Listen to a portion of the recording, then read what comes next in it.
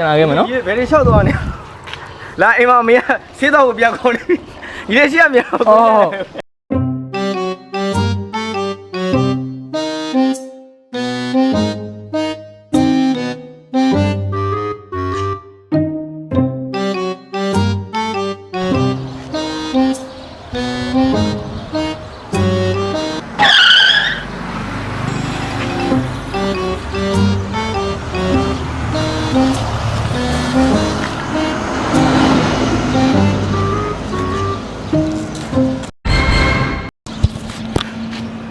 ဘာဖြစ်လို့လဲမောင်လေး မတို့ဆိုင်မှာဂျပန်မလေးအစ်စ်ရောက်တော့ဒါပြောတာနော် ဟုတ်တယ်ဂျပန်မတွေအခုမှလောလောဆယ်အစ်စ်ရောက်လာတာ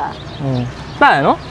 လာတာဗောရှယ်လာတာ အတန်လေးနားထောင်ရတာနော် တိတ်ရတာဗောအတန်ကတော့ โอเค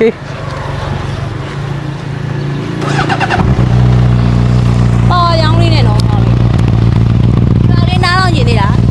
ဟုတ်ကဲ့ပါ တွဲ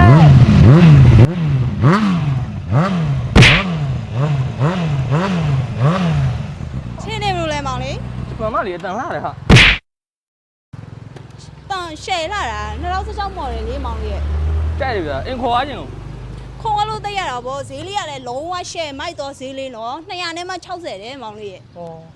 260 ဟုတ်တယ် လှရနော် အရန်လာတော့ဂျပန်မလေးမော်ဒယ်2016တယ်တာယာရှင်းနောက်တာယာလဲဝိတ်ပြည့်ကြောင်မယ်နော်ဘိန်းတော့လုံးဝ100ခိုင်နှုန်းအာမခံတယ်အမတို့ရှင် ကြိုက်တယ်ဗျာအင်ခေါ်ရခြင်းတယ်ဗျာ ခေါ်ရလို့ရတယ် အမေနဲ့ပြန်တိုင်မယ်မရဘူး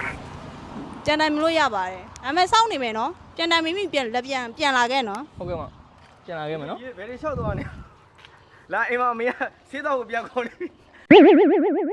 လေးရှိရမြန် အော်စားပြီကွာစားတာလေ